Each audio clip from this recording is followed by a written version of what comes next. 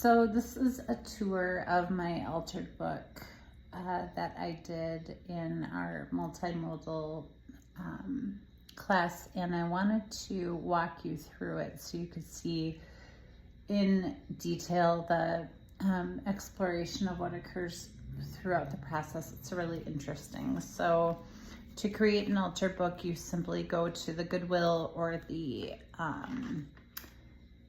anywhere you can get a book that you don't mind destroying, which was a hard concept to get my head around, being a lover of books.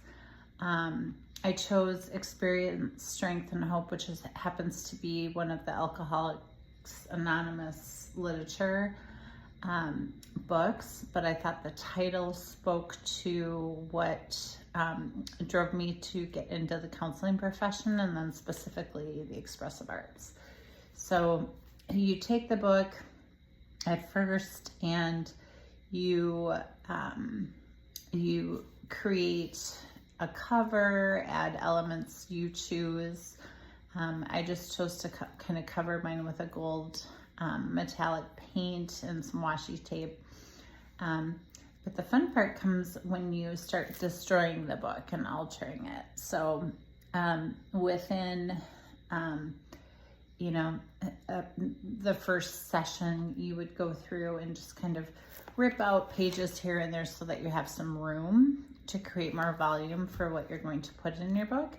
And then you create within the front panel, just by gluing these pieces together, you create a sort of treasure box. And this is a safe space to express your feelings in ways that are not verbal. So you have in here, I just found some scraps of paper and things and created a little box in the front I just put in a little hummingbird, but you can put keys or things that are meaningful to you, creating windows in the beginning of the book. I chose to circle certain words that popped out or add elements that meant something to me. So the first exercise was to create a life map. And so I added, you look at it kind of like past, present, and future. So I threw in, dinosaurs, Bookosaurus, being born in Australia is a pivotal thing for me. My family lived there. At the time that I created this, the image of the man and the woman with an X through it that's not how it works. But my parents were divorced, and I ultimately got divorced, but just putting the divorce image with the map of Australia, and then kind of looking at my past up until, kids really, I put Belle at the bar, friends, sitting around in the water, drinking and smoking, and can we have a do-over? And then again, the element of books and reading and education, with coffee and cactuses, plants, greenery, all really shaped who I am. And then of course you enter into more of the present or the next phase of life. I put no sleep, kind of the dirty hands, but in a creative way. Playing in the dirt with my kids. My mom died of breast cancer. I had breast cancer. Being a boy mom is a unique experience. It's very creative and enlightening. Material success has mattered little. Growing, reading, and then my own divorce, caused me to bust out your secret weapon. And then as we move into current or future me, there's an element of books. There's the Metamorphosis the butterfly. There's spirituality that came to me in the form of Buddhism, family, growth, reading, opening up, and the identity shift that happens as you start taking care of yourself. I'm creative. Again, the maps were important to me. Clocks, time, possibility, things that, time is running out was a big element. And then you move into kind of your future, being worthy, airplane representing future and travel, a handsome man bringing me beautiful flowers, being a soulful person. And then craft the life you truly want is essential for me. I believe that we can create our own story and move forward in a healthy way. Truth freed me. Dreamer. I have a little envelope here with the diploma that is not complete yet, but we're doing it right now. And, a little ticket to Australia, these are two of my very important goals that are coming to fruition. So throughout this exercise, you are asked to come up with some themes that you saw, and flowers were big as you go through. You just identify with, in a noun form, flowers, books, divorce, health, spirituality, and travel were the main themes. So we were asked to break this down even more. So I created a list of things that, images that I put down. And when you put them into words, it really causes you to reflect a little bit deeper. So cactus, boating, drinking, smoking, pretty people. It's more blank. Lotus, no sleep, child, boy, mom, flowers, book with flowers coming out of it, messy hands covered in clay, blue was the main color, breast cancer ribbon, and then additional just call outs on what those things were. And so you can add design elements. So I just grabbed this life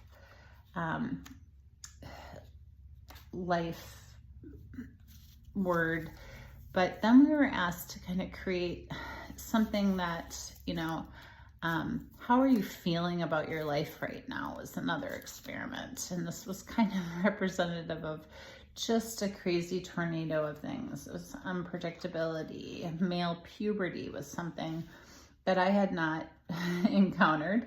And so just kind of used the words that were already in the book to pull out things that were important to me. But dealing with my two boys, puberty has been interesting. And so creating balance being the goal.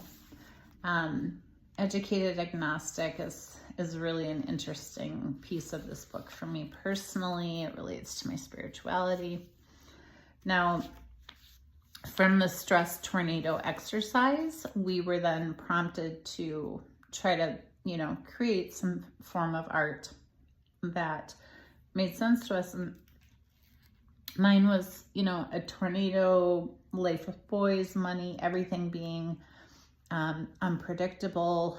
And so again, calling out the words of the things that popped out, and then writing a little paragraph. Stress is like a tornado. Right before the storm, there's an eerie silence. Then the sound of a train, a horn, or a rumble of the earth. Next thing you know, you're spinning and grasping at the familiar, wishing you could go back to the mundane, boring life. But as you cling to the past, you realize you've landed in a magical place beyond your wildest dreams, with colors and adventure all for the taking. And that kind of stems into the Wizard of Oz theme that has been a thread throughout my whole life.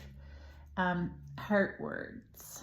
We pulled a tarot card. What is your love language? I believe firmly that desire and anticipation are the spice of life, and looking forward to that. anticipating things is really what keeps us motivated and moving forward.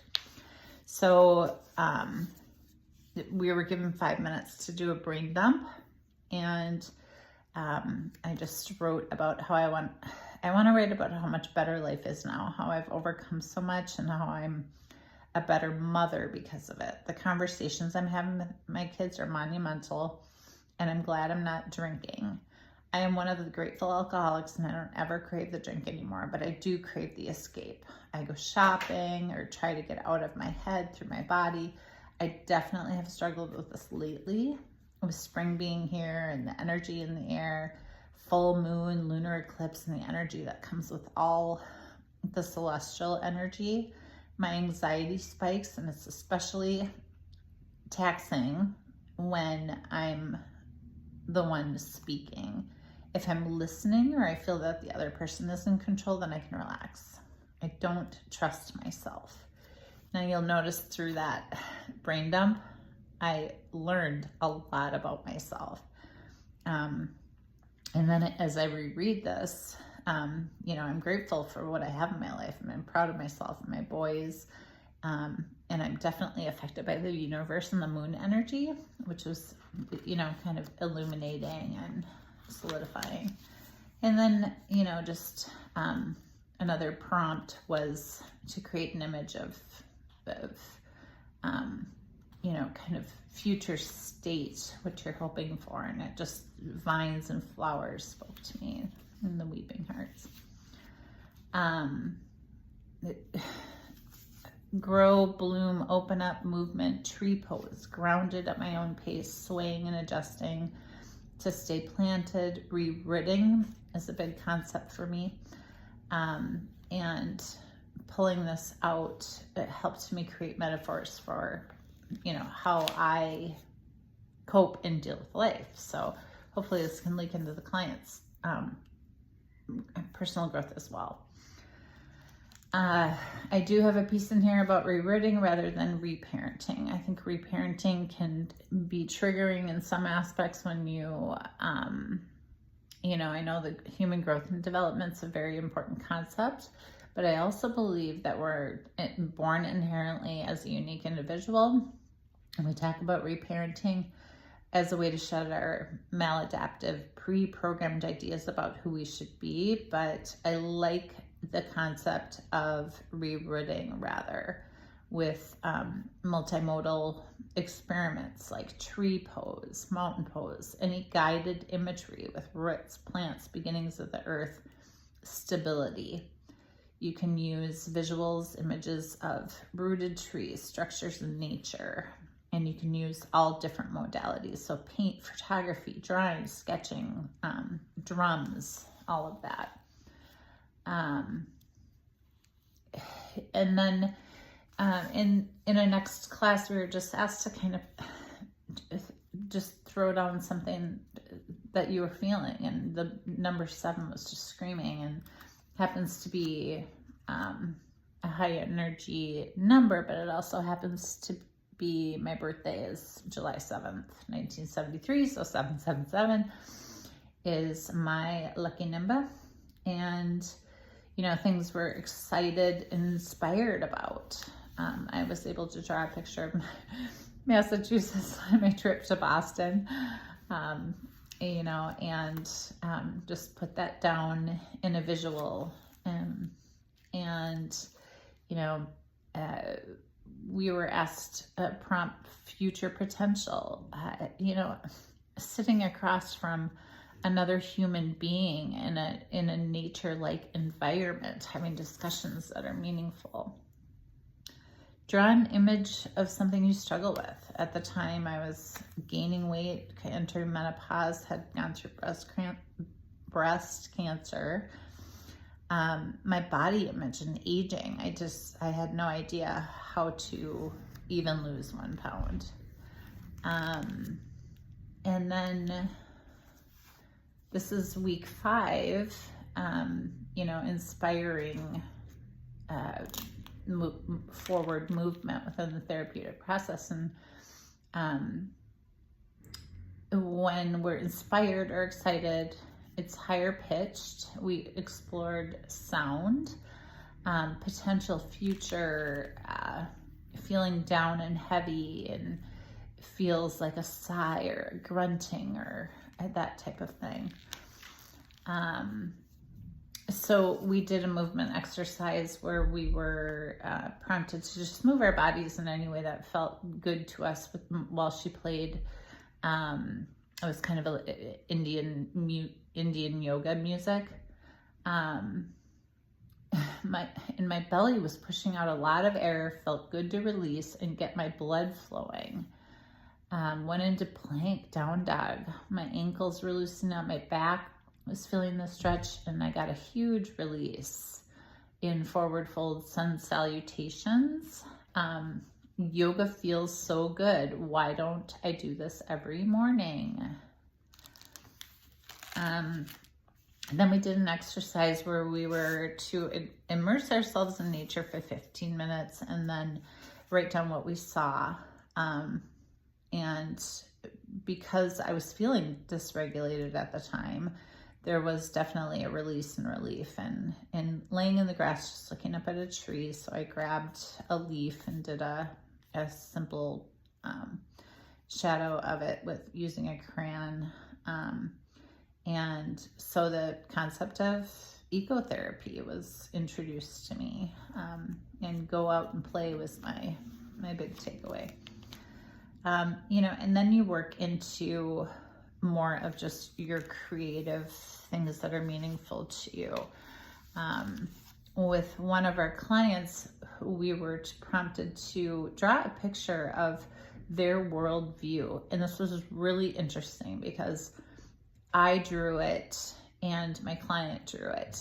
And this particular client was going through a breast cancer journey, was experiencing anxiety, but she struck me as kind of a bird. She was behaving like a bird to me, kept coming through, but her faith was extremely strong. So church, God, and faith came through as the image of what I imagined she was feeling. And then she was prompted to do the same exercise, and they were very similar, which was really interesting.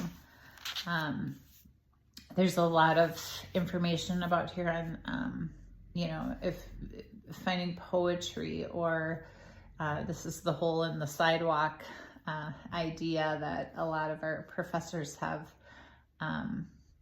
explained to us, but it's a great analogy, and learning from your mistakes and learning again and again and again. And it does take time to get things right. So this is another concept that, like, what if there's nothing wrong with me? What if I am just reacting or coping or that type of thing? And that's a concept that runs through in my counseling practice for sure. Normalizing having extreme feelings. Then drawing the lotus is also huge for me. It comes from the mud. But a movie that was inspiring. So that introduced the idea of video therapy and bibliotherapy and, using books and movies, recommending things that could lead people to a better understanding of themselves. And then just some pieces from the NASAP conference that we went to. The rest of this is just images, but just to show you that you can kind of see a life theme throughout of Buddhism, spirituality, where yoga falls in, travel, not knowing where I want to go. This image was extremely powerful for me. It's a man that suffered from mental illness. I think he had Down syndrome, but he was using art to escape a severe depression. And he created this image that I just love because it's so messy and all over the place and very it really does kind of sum up what I feel when I look at this image of him. And here he is surrounded by all of his pieces of art that he's created. And it's just amazing, the joy in his face and the creativity that was allowed to come through. This was drawn image of what a better America would look like for you. And I thought this was really interesting. I went straight to a peace sign. People, all different colors, walks of life, holding hands, loving, growing. Again, the vines and the growth and nature and how it's always changing is the theme for me. So you get a really good idea of who you are, and it kind of solidifies things for you. Another nature piece I picked up in the ecotherapy class and put in there. I saw on a walk one day, early spring, blue flowers, how beautiful. And then we did a final book share, and these are the things that I discovered, and then we write a little poem, so I'll end with this. I wish I had time to do so much more. Relaxation, home images, blues, greens, naturals, neutrals, travel, maps, globes, cultures, inspiration, exploration, history, nature, animals, plants, fun, books, learning, a lot of hallways, doors, and windows, which indicates a lot of movement being necessary for me in my life. Positive messages, words of affirmation, and then of course the butterflies for change and growth. And then we look at our final poem, which is really fun to put an exclamation point on the project. But as I perch from the sweetest spot, I see nooks and crannies of lush plants, cozy reading nooks, and light. I see past inhabitants, colorful and inspiring. I see butterflies, animals, and adventures. In the maps, mountains, and cultures, I see motion, views, and positive messages. I see laughter, potential, and lack of time closing in as the sun sets to rest. I see a creative soul with wisdom and healing enough to share.